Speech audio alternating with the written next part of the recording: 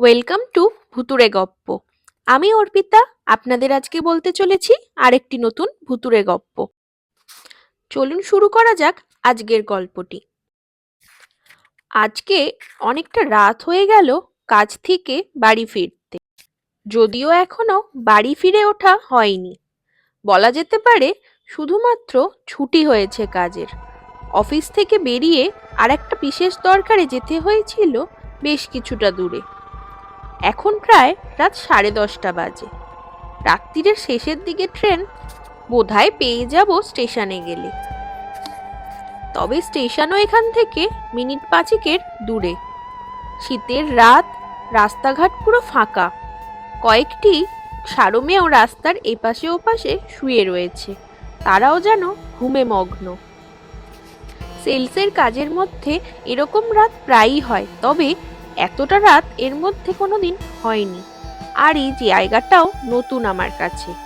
একটা দরকারে এই নতুন জায়গায় আজকে এসে ফেঁসে গেলাম। রাত হয়ে গেল অনেকটা। ফোনের চার্জও প্রায় শেষের পথে। ফোন করে যে বাড়ির লোককে খবর দেব সেটাও হবে না, যে কোনো মুহূর্তে বন্ধ হয়ে যেতে পারে। আর ফোন আসার পর থেকে তো ঘড়ির ব্যবহার উঠেই গেছে তেমন। অজ্ঞতা ফোনের চার্জটা রাখতে হবে অন্তত সময়টা দেখার জন্য, আর খুব এমার্জেন্সি হলে যাতে কাউকে কন্ট্যাক্ট করা যেতে পারে। এই সব ভাবতে ভাবতেই স্টেশনের প্রায় কাছাকাছি চলে এসেছি। দূরে একটা আলো দেখা যাচ্ছে, সেটাই বোধহয় স্টেশন হবে। কিছুক্ষণ হাঁটার পরেই স্টেশনে পৌঁছে গেলাম। তবে স্টেশনের আশেপাশেটা একেবারেই জনমানব শূন্য, কোনো দোকানপাটও খোলা নেই। ছোট একটি শহর এটি, হয়তো সেই জন্যই সবাই তাড়াতাড়ি খেয়ে দিয়ে এখানে ঘুমিয়ে পড়ে। আমার বাড়ি এখান থেকে আরো 6-7টি স্টেশন পড়ে। স্টেশনের প্ল্যাটফর্মে উঠে এদিক ওদিক তাকালাম যদি কোনো কাউকে দেখতে পাওয়া যায়, কিন্তু সেই ক্ষেত্রেও নিরাশ হতে হলো। আশেপাশে কোনো মানুষ নেই প্ল্যাটফর্মেও। একটু কেন যেন গাটা ছমছম করে উঠল। সব জায়গায় খালি আমি একা মানুষ, আর কোথাও কোনো একটা মানুষ পর্যন্ত দেখা যাচ্ছে না, একটা প্রাণীও নেই। এটা ভেবেই গায়ে কিরম একটা কাটা দিয়ে উঠল। তারপরই ভাবলাম, আরে বাবা, এত রাত হয়েছে, হতে পারে মানুষজন ঘুমিয়ে পড়েছে। এইসব কথা মাথায় না এনে চলে গেলাম টিকিট কাউন্টারে টিকিটটা কেটে নিতে। সেখানে গিয়ে দেখি টিকিট কাউন্টারের ভেতরে লোক রয়েছে, কিন্তু কাউন্টারের শাটারটা নামানো। কিছুক্ষণ ডাকাডাকির পরে তারা কাউন্টারটি খুললেন এবং ভদ্রলোক বললেন, কি চাই এখন? আমি বললাম, একটা টিকিট দিন। তিনি বললেন, এখন টিকিট নিয়ে কি হবে? শেষ ট্রেন তো চলে গেছে, ট্রেন তো আবার কাল ভোরবেলা। এই শুনে আমি যেন আকাশ থেকে পড়লাম। আমি বললাম, ট্রেন চলে গেছে, আর কোনো ট্রেন নেই? বলল, না, এখন তো আর কোনো ট্রেন নেই। তবে আপনি যদি চান আপনি ভেতরে এসে বসতে পারেন। এই প্ল্যাটফর্মে একা একা এত রাতে বসাটা আপনার ঠিক হবে না। ট্রেন নেই শুনে এমনিতেই মনটা ভেঙে গেল। এখন এই অচেনা জায়গায় প্ল্যাটফর্মে একা একা বসে থাকতে হবে ভেবে আর ভালো লাগছে না। কি আর করা যাবে, ট্রেন যখন নেই, অপেক্ষা করা ছাড়া তো আর কোনো উপায় নেই। সেসব ভাবলাম, না, প্ল্যাটফর্মে বসেই সময় কাটিয়ে দিই। অযথা শুধু শুধু কাউন্টারের ভেতরে ঢুকে বসে অচেনা এক লোকের সঙ্গে কি বা গল্প করব, কি বা বসে থাকবো। তার থেকে প্ল্যাটফর্মে যাই, গিয়ে বসি। ইচ্ছা হলে ফাঁকা প্ল্যাটফর্ম যেহেতু, বসার জায়গাতে শুয়েও পড়তে পারবো। তাই সেই কাউন্টারের লোককে জানালাম, না না, আমি বাইরেই ঠিক আছি, প্ল্যাটফর্মেই কাটিয়ে নেবো রাতটুকু। তবে তিনি যেন কেমন একটা নাছোড়বান্দা হয়ে বললেন, না, আপনাকে তো বলছি কাউন্টারের ভেতরে এসেই বসুন, বাইরে থাকাটা ঠিক হবে না আপনার জন্য। এখানে অনেক কিছু অসুবিধা হতেই পারে, আপনি ভেতরে এসে বসুন। কিন্তু আমিও সেরকমই জেদি। বললাম, না, আমি ভেতরে যাব না, আমি প্ল্যাটফর্মেই আছি, ঠিক আছে, কোনো অসুবিধাই আমার হবে না। আমার কাছে তেমন কোনো মূল্যবান জিনিসও নেই যে চোর এসে চুরি করে নিয়ে যাবে। এই শুনে উনি আর তেমন কিছু বললেন না, কাউন্টারের শাটারটা আবার নামিয়ে দিলেন। আমিও প্ল্যাটফর্মের দিকে এগিয়ে গেলাম। এখন তো পুরো প্ল্যাটফর্মই ফাঁকা, যে নিজের পছন্দ মতো একটা জায়গায় বসে পড়লাম। প্ল্যাটফর্মের একদিকে যেদিক থেকে অর্থাৎ আমি এলাম সেই দিকটা অল্প স্বল্প টাউন হলেও প্ল্যাটফর্মের অপর দিকটা কিন্তু পুরোটাই জঙ্গল। কলা বাগানে ভরে গেছে পুরো। অন্ধকার ঘুটঘুটে ওই দিকটা, কিছুই দেখা যাচ্ছে না ওপারে। তাই এই প্ল্যাটফর্মে বসে কোনো কাজও নেই। বসে থাকতে থাকতে চোখটা কখন লেগে গেছে। হঠাৎ একটা কিরকম আওয়াজে যেন ঘুমটা ভেঙে গেল আমার। ঘুম থেকে উঠে প্রথমেই আগে পকেটের ভালো করে চেক করে নিলাম মোবাইলটা আছে কিনা। দেখলাম হ্যাঁ, মোবাইলটা অক্ষতই রয়েছে। সময় দেখলাম তাতে রাত প্রায় 1:30 মতো বাজে। এতক্ষণ কি করে কেটে গেল ঘুমিয়েছিলাম বুঝতেও পারলাম না। কিন্তু এবার প্রশ্ন হলো, আওয়াজটা কিসের হচ্ছিল? আমি যখন ঘুমিয়েছিলাম তখন তো প্ল্যাটফর্ম ফাঁকাই ছিল। তবে এখন দেখছি দূরে 2-1 মহিলা রয়েছেন। তবে তারা প্ল্যাটফর্মে বসে নেই, তারা লাইনের ওপরে দুজনে হেঁটে চলে বেড়াচ্ছে। ব্যাপারটা কিরম যেন অদ্ভুত। এত মাঝরাতে 2 মহিলা লাইনের ওপরে হেঁটে চলে বেড়াচ্ছে। কিছু না ভেবেই আমি ঠিক করলাম তাদেরকে গিয়ে একবার জিজ্ঞাসা করি। হয়তো তারা এখানকারই বাসিন্দা, জানেন হয়তো এই মাঝরাতে কোনো ট্রেন থাকলেও থাকতে পারে, না হলে আর এত রাতে মহিলারা এখানে কি করবেন। যেরম ভাবা তেমন কাজ। আমি উঠে পড়লাম। উঠে প্ল্যাটফর্মে শেষের দিকে এগিয়ে গেলাম। তবে এবার যেন অবাক হওয়ার পালা রয়েছে আরো বাকি। কিছুটা এগিয়ে যাওয়ার পর দেখলাম সেই 2 মহিলা যেমন হেঁটে চলে বেড়াচ্ছেন লাইনের ওপর দিয়ে, সেরকম তো হাঁটছেনই, তার থেকে আরো বেশ খানিকটা দূরে কয়েকজন লোক হাঁটছেন লাইন ধরে।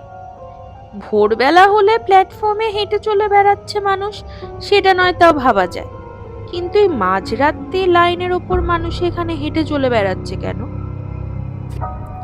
আমি প্রথমেই সেই মহিলা দুটির কাছে পৌঁছে গেলাম। আমি গিয়ে জিজ্ঞাসা করলাম, আচ্ছা দিদি, আপনারা এখানে এই রাতে লাইনের ওপরে কেন হাঁটছেন? কিন্তু তারা আমার দিকে না ফিরে তাকালো, না কোনো কথার উত্তর দিল।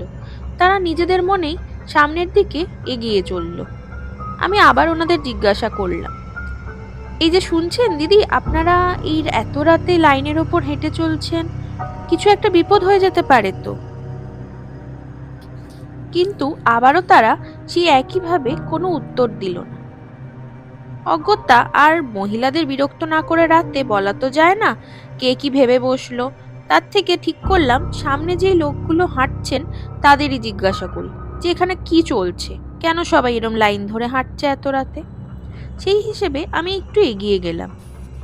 এগিয়ে গিয়ে সেইখানের যে ভদ্রলোকেরা হাঁটছিলেন তাদের জিজ্ঞাসা করলাম, আচ্ছা দাদা, এত রাত্রিরে আপনারা সবাই এখানে লাইনের ওপর দিয়ে হেঁটে চলেছেন, কোনো ট্রেন এসে গেলে তো বিপদ হতে পারে, আর এত রাতে হাঁটছেনই বা কেন? ওদের মধ্যে কেউ কোনো উত্তর দিল না। এবার আমি যেন একটু বিরক্তই হলাম। কি রে বাবা, অদ্ভুত ব্যাপার, এখানে মানুষজন কি কথা বলতে জানে না নাকি? বেশ কিছুক্ষণ চুপ থেকে আবার আমি জিজ্ঞাসা করলাম, আচ্ছা আপনারা এখানে হাঁটা চলা করছেন, এখন কি কোনো ট্রেন আছে? তাহলে আমারও বেশ সুবিধা হয়। এই কথাটি শুনে ওনাদের মধ্যে একজন আমার দিকে ফিরে তাকালো, কিন্তু তারপর আমার মনে হলো তিনি বোধহয় আমার দিকে না তাকালেই সব থেকে ভালো হতো। ওনার মুখটা পুরো রক্ত শূন্যর মতো সাদা ফ্যাকাশে ছিল, তার সঙ্গে মুখের যেন আলাদা একটা কঠোর ভাব। কোনো মানুষের মুখ যে ওরকম হতে পারে সেটা আমি কল্পনাতেও ভাবতে পারি না। ওনাকে দেখে আমি আঁতকে উঠলাম। তারপরেই নিজেকে সামলে নিয়ে বললাম, এখন কি কোনো ট্রেন আছে? আসলে আমি এখানে এসে ফেঁসে গেছি, আমাকে বাড়ি ফিরতে হবে। উনি হাসলেন। সেই হাসি বড়ই অদ্ভুত, যেন নিষ্ঠুর একটা হাসি। তারপর শুধু মাথা নাড়ালেন হ্যাঁ বলে। ওনার হ্যাঁটা শোনার পর আমি একটু শান্তি পেলাম। ভাবলাম তাহলে হয়তো টিকিট কাউন্টারে যে বসেছেন ঘুমিয়ে পড়ে হয়তো মাঝরাতে, নিজেই টের পায় না কখন ট্রেন আসে না আসে। কোনো ট্রেন নিশ্চয়ই তারা এনারা যখন এখানে অপেক্ষা করছেন, এটা ভেবে নিজের মনে একটু হাসলাম।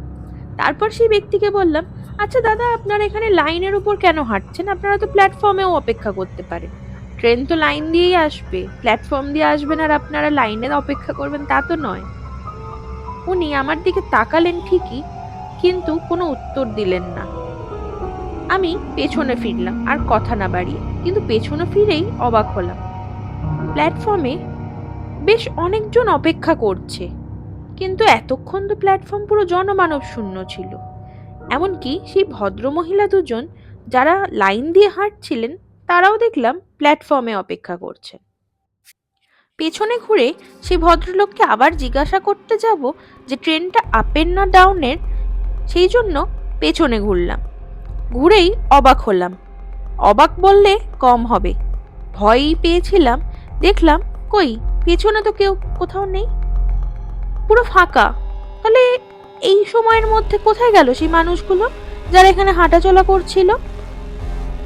কিছুটা ভয় পেয়েই আমি আর সময় নষ্ট না করে প্ল্যাটফর্মে উঠে পড়লাম। প্ল্যাটফর্মে উঠে এত মানুষজন আশেপাশে রয়েছে দেখে একটু স্বস্তি পেলাম। যাক, তাহলে কোনো একটা ট্রেন তো আছে। আমি তো যাব আপের দিকে, যদি আপেরই ট্রেন থাকে তাহলে তো খুবই ভালো হয়। তার মধ্যেই দূরে দেখা গেল ট্রেনের আলো, কিন্তু প্ল্যাটফর্মে কোনো অ্যানাউন্সমেন্ট নেই। কি প্ল্যাটফর্ম রে বাবা! আর এখানকার কর্মীরাই বা কেমন, একটা অ্যানাউন্সমেন্টও করছে না। ট্রেন দেখা যাচ্ছে মানে তো এক্ষুনি এসে যাবে প্ল্যাটফর্মে। ইতিমধ্যেই ট্রেনের হর্নের আওয়াজ পাওয়া গেল। ট্রেন আর কয়েক সেকেন্ডের মধ্যেই আমার সামনে এসে দাঁড়ালো। ট্রেনটা আপের দিকেরই। যাক, তাহলে এবার একটা ট্রেন পাওয়া গেল। তবে ট্রেনটা কিরম যেন একটু অন্ধকার মতো, মানে সাধারণত এক্সপ্রেসে যেরকম একটু আধটু আলো জ্বলে ভেতরে, সেটাও যেন জ্বলছে না, পুরো অন্ধকার। কিন্তু তখন তো আর অত ভাবার সময় নেই, তাই উঠে পড়লাম বেশি চিন্তা ভাবনা না করে। উঠে দেখি সবাই যে যার সিটে বসে আছে, কয়েকজন দাঁড়িয়ে আছে, কিন্তু ট্রেনের ভেতরে একটা আশ্চর্যজনক নিস্তব্ধতা। সাধারণত ট্রেন মানেই একটু হই হুল্লোড় হবেই, সে যত রাতই হোক না কেন। কিছু মানুষ কথা বলবে, কেউ যাবে আসবে, একটা আওয়াজ হবেই। কিন্তু পুরোটাই নিস্তব্ধ, এখানে কোনো আওয়াজ নেই কোথাও, যেন শূন্য অন্ধকারে আমি উঠে দাঁড়িয়েছি। না আছে আলো তেমন, না আছে কোনো আওয়াজ। মানুষগুলো সব যে যার মতো চুপচাপ নিজের জায়গায় বসে আছে। বেশ কিছুটা এগিয়ে গিয়ে দেখলাম একটা জায়গায় বসার মতো কিছুটা জায়গা রয়েছে ফাঁকা, সেখানেই বসে পড়লাম। আমার চারিদিকে বসে রয়েছে বেশ কিছু মহিলা আর বেশ কিছু ইয়ং ছেলে, কিন্তু সবাই যেন চুপ করে বসে আছে, যেন কেউ শাস্তি দিয়েছে যে কথা বললেই কোনো পানিশমেন্ট পাবে। মনটা এবার একটু কু ডাকতে শুরু করলো। এই স্টেশনে এসেছি পরে থেকেই আশ্চর্য সব জিনিস ঘটে চলেছে। এরকম অদ্ভুত ট্রেনে আমি এর আগে কখনো চাপিনি। যাই হোক, ট্রেন ছেড়ে দিল। বেশ কিছুটা রাস্তা হয়তো পারও করে গেছে।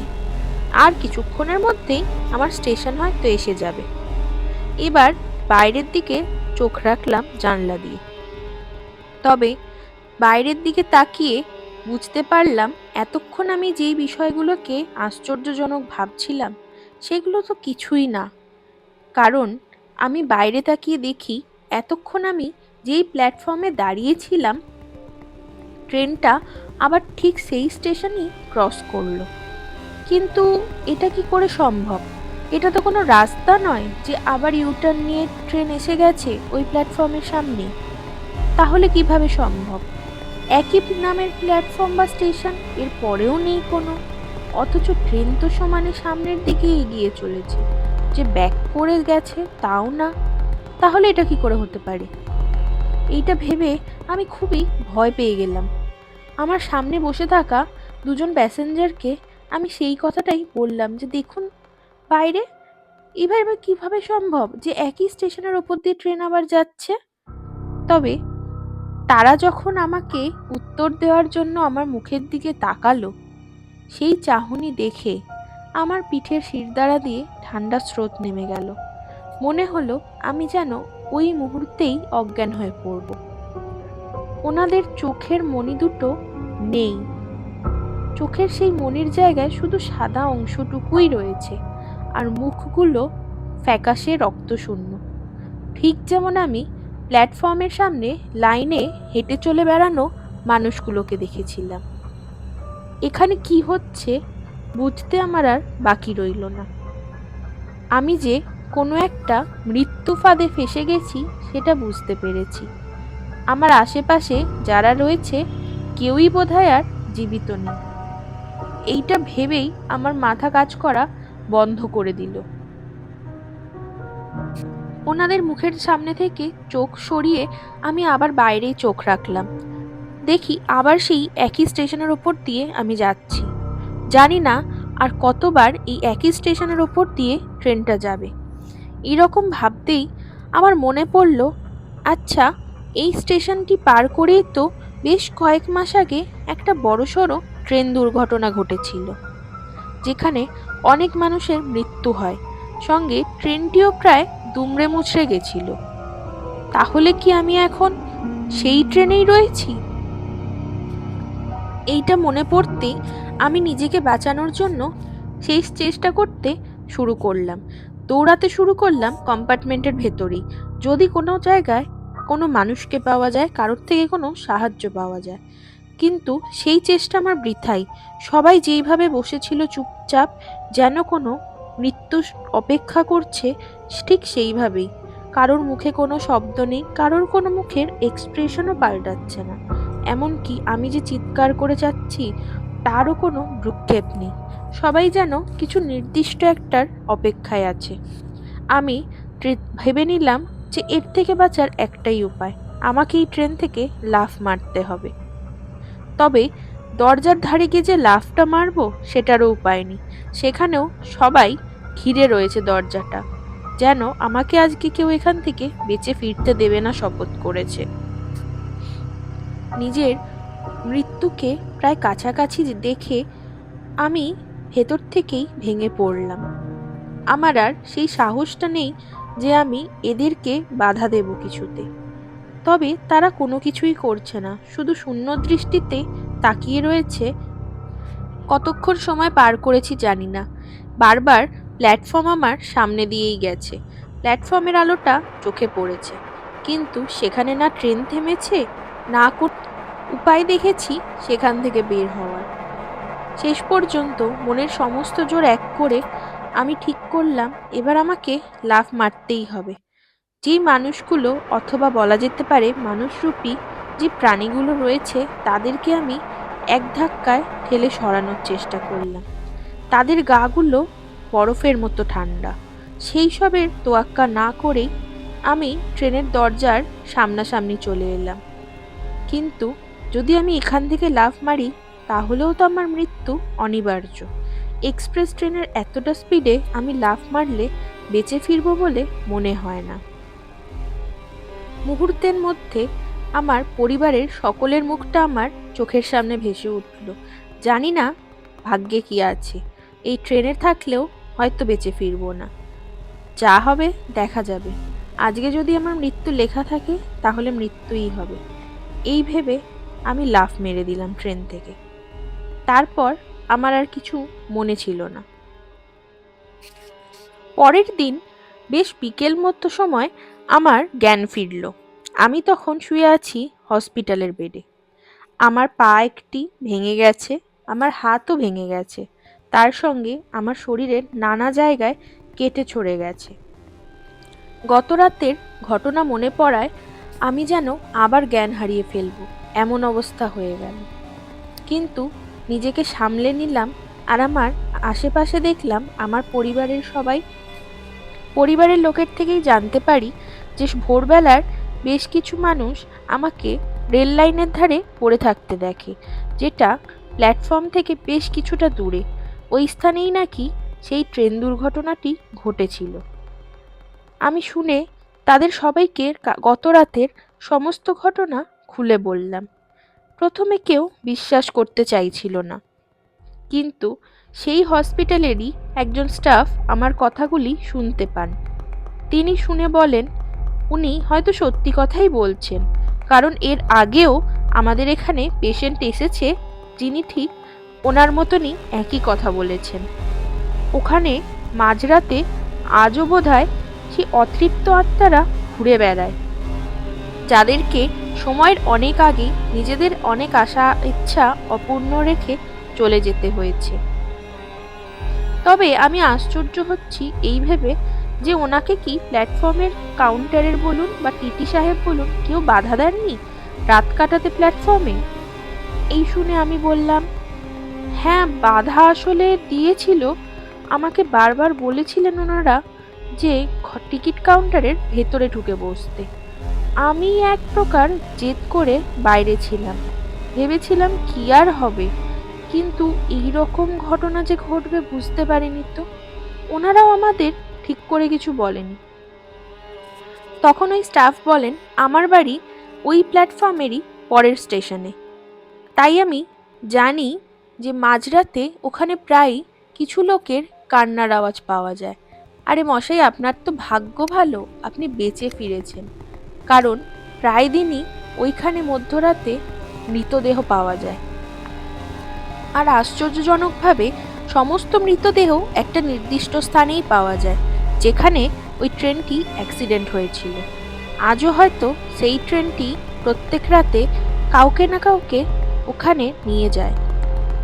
সেই জন্যই তো ওই স্থানের আশেপাশের সমস্ত এলাকার লোক রাতে আর বের হয় না বাড়ি থেকে, যতটা পারে ট্রেন বলুন বা প্ল্যাটফর্ম বলুন এড়িয়েই চলেন।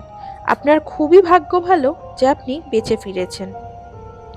এই শুনে আমি আবার ভয়ে আতঙ্কিত হয়ে পড়লাম যে কালকে কি ঘটতে পারতো, কিন্তু আমি বেঁচে সুস্থভাবে বাড়ি ফিরেছি। যেইটুকু কেটে ছড়ে বা ভেঙে গেছে সেটাকে আমি সুস্থতা বলেই মেনে নিচ্ছি।